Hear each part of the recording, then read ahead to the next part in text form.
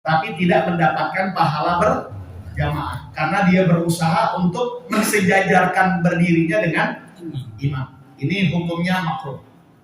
Wassalatu haqinan wa huwa alladhi yudafi'ul baula. Salat pada saat dia menahan pengen buang air kecil. Nah, ini juga terhukum makruh sebagaimana yang dijelaskan oleh Nabi dalam hadis tadi. Nah, salat sebelum dia mengerjakan salat, dia nahan pengen buang air kecil. Wassalatu hatiban wa huwa alladhi yudafi'ul gha'ita. Salat pada saat dia menahan ingin buang air besar. Wassalatu haziqan wa huwa alladhi yudafi'ur rih. Salat pada saat itu dia nahan kentut gitu ya. Jadi 3 itu. Nahan buang air kecil, nahan buang air besar, dan nahan pengen buang angin. Nah, kemakruhan tersebut terjadi sebelum sholat dikerjakan. Ya misalnya kita pengen sholat nih, aduh mules lagi di perut. Nah, ditahan makruh. Aduh pengen buang air kecil lagi, ditahan makruh. Jadi kemakruhan menahan kencing, menahan pengen buang air besar, menahan ingin buang air, itu tempatnya, posisinya sebelum sholat dikerjakan. Tapi kalau sholat sudah masuk mulai dikerjakan, wajib ditahan. Sampai kapan? Sampai nggak ketahanan. Gitu, sampai terlepas. Sampai nggak ketahanan. Wah, kalau nggak ketahanan, wah ini sih repot ini. Udah niat keluar dari sholat, ya, keluar dari sholat. Jangan kasih DP di situ, jangan. nanti orang, oh, untuk sini nggak ada angin lagi, apalagi AC nggak kemana-mana kan baunya. Jadi sama seperti orang yang sedang berdialog ya dengan seseorang, ketika dia ingin keluar dari tempat tersebut, dia minta izin. Nah, maaf, Anda mau ke belakang dulu, gitu. Jadi jangan DP di situ, jangan ya. Nah, begitu pula halnya dengan orang yang sedang sholat, seolah-olah dia tengah berdialog dengan Allah. Nah, oleh sebab itu kalau memang sudah nggak ketahanan, minta izin sama Allah. Ya Allah, saya membatalkan sholat disebabkan karena ingin buang air. Sudah setelah izin, baru kita keluar. Ya pokoknya jangan DP di situ dah ya. Nanti ya pasti ketahuan lah. Dia orang itu ya. Ninggalin bau, ninggalin jejak. Jadi tetap buangnya di luar, cuman harus minta izin kepada Allah untuk membatalkan sholat. Diniatkan ingin keluar dari sholat gitu maksudnya ya. Diniatkan ingin keluar dari sholat. Ya mau pipis kayak, mau buang angin kayak. Nah, sebelum kita keluar, kita niat di dalam hati ingin keluar dari sholat atau ingin memutuskan sholat, ingin membatalkan sholat dan sebagainya.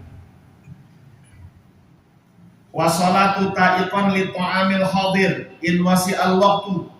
Juga makruh salat disebabkan karena udah terhidang makanan di saat itu.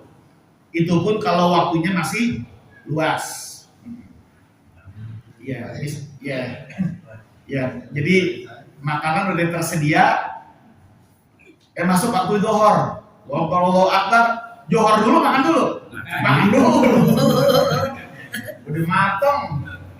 Iya, dia kena kucing. Ya kecuali kalau masih dimasak ya. Beras masih dicuci. Ini main Johor dulu kalau gitu. Ini udah rapi siap. Pas sudah siap, aja Johor. Kan bimbang itu. Makan dulu. Kata ulama mendingan makan mikirin sholat daripada sholat mikirin makan. Sebagaimana pepatah Arab, al-asya qoblal isya, makan malam dulu baru sholat isya gitu. Nah, jadi ini pun kalau makanan sudah tersedia tapi ini ya, makanan sudah tersedia. Cuman kalau makanan belum tersedia ya udah sholat dulu ya. Sholat dulu. Nah, kemudian yang berikutnya washolatu ghadbanan, mengerjakan sholat dalam keadaan marah. Ya misalnya kita lagi marah nih dengan seseorang, mengeluarkan kata-kata amarah lah, kebencian. Masuk waktu sholat, ini mengerjakan sholat dalam kondisi perasaan lagi emosi gitu, nah itu terhukum makruh. Nanti emosinya akan terbawa sehingga mengacaukan bacaan-bacaan sholat. Nah, jadi diredain dulu. Kan orang marah kan ngos-ngosan. Temen sholat, lu aja, lu lagi nahan marah nih gitu ya. Lagi ngos-ngosan. Wasolatu na'isan, sholat dalam keadaan ngantuk. Ya udah rebahan dulu, gitu, ngantuk. Gitu. Daripada lagi tahiyat ngejongkan kan ya. Saking apa gitu, ngantuk. Ada orang saking ngantuk deh, ngejongkan gitu. Wasolatu maksufar ra'si, sholat dalam keadaan kepala terbuka. Nah, jadi harus disunahkan pakai apa itu? Peci, penutup kepala lah. Nah, itu sunnah.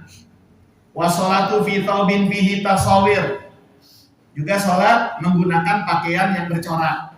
Ya ada gambarnya. Bacaannya. Iya. Apalagi di belakang tulis coblos nomor 1. Ini sholat kayak kampanye nih. Nah, jadi sebaiknya kaos atau baju yang bercorak yang menjadi bahan perhatian orang yang ada di belakang, ini tentu saja harus dilepas, diganti atau ditutupi. Nah, jangan sampai orang yang ada di baris belakang ini membaca. Apalagi kaos-kaos produk Dagadu tuh ya, tulisannya kecil-kecil kan. Saya pernah tuh sholat, pembacanya habis ini kan kecilnya gitu. Yang dari Jogja tuh ya. Tulisannya terus halus dah, nggak dibaca penasaran.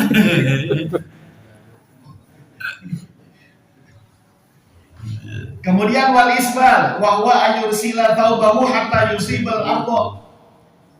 Isbal itu nyengser kain sampai melewati mata kaki. Nah, kan kata Nabi, innallaha la yaqbalu sholata rajulin musbilan izaruhu. Allah tidak menerima sholat seorang lelaki yang kainnya itu jengser gitu ya, melebihi mata kaki.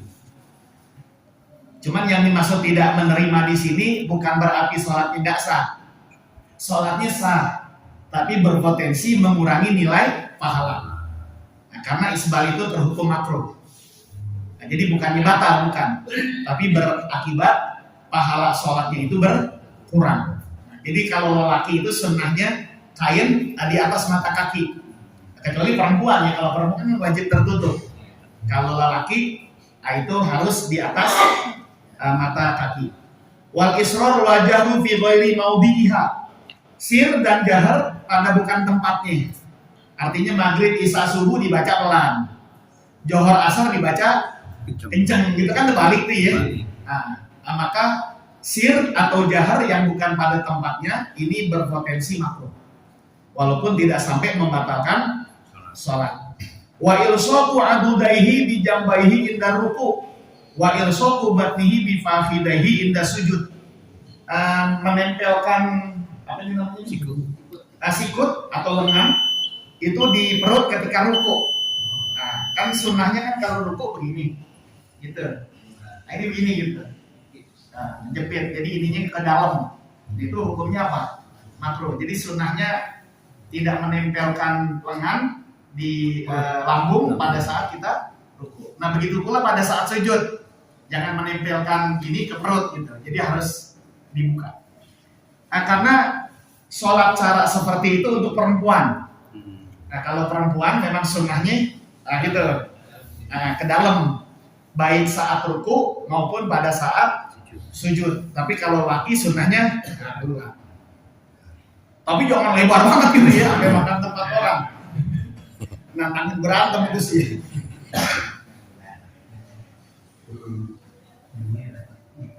Nah, kemudian sedikit lagi Raf'ul basar ila sama, mengangkat pandangan ke langit. Ya, walaupun tertutup internet, ya, telepon, tapi tetap kita dimakruhkan untuk mengangkatkan pandangan ke langit pada saat kita sholat, karena sunnahnya menetapkan pandangan ke tempat sujud. Kan ada orang sholat, Allah Akbar.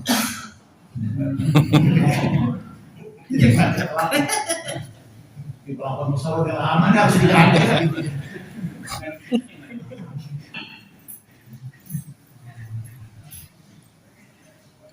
Nah, kemudian yang terakhir wat tasbih. Nah, tasbih itu begini nih. Ini makruh. Kalau lagi dengerin khutbah Jumat tuh, terkadang ada tuh orang yang gitu ya. Nah, itu hukumnya makruh tasbih. Kemakruhan tasbih ini disebabkan Nabi sering ngelihat setan tuh begitu. Nah, jadi setan tuh sering kalau ngelamun begini gitu ya. Jadi menyerupai dengan kebiasaan apa? Setan. Nah, tasbih itu menyilangkan jemari tangan kanan dengan tangan yang kiri. Nah, itu terhukum makruh. Itu saya punya guru di Kebon Nanas tuh. Saya pernah sama teman saya tuh kalau lagi duduk ngobrol begini. Nah, guru saya Habib Ali bilang tangan itu nggak boleh gitu. Itu cara setan. Udah dilepas. Dia lupa begini lagi. Ada kipas tuh ya, yang kipas ya, ada bambu tuh diketoknya tangan itu. Gue bilang setan katanya. Jadi itu cara yang biasa dilakukan oleh setan. Nah, yang terakhir ihtiza, goyang-goyang. Kan ada orang salah begini ya, goyang-goyang gitu ya. Jadi walaupun tidak sampai membatalkan sholat, tapi berakibat mengurangi nilai-nilai pahala di dalam sholat. Nah, hadirin yang dirahmati Allah, itulah sekitar 35 macam kemakruhan di dalam sholat yang tercatat dalam kitab Takriratus Syahidah karya Al-Habib Zaid bin Ibrahim bin Smith Al-Yamani. Nah, kami rasa cukup pembahasan kita malam ini, mudah-mudahan bermanfaat. Al-Fatihah.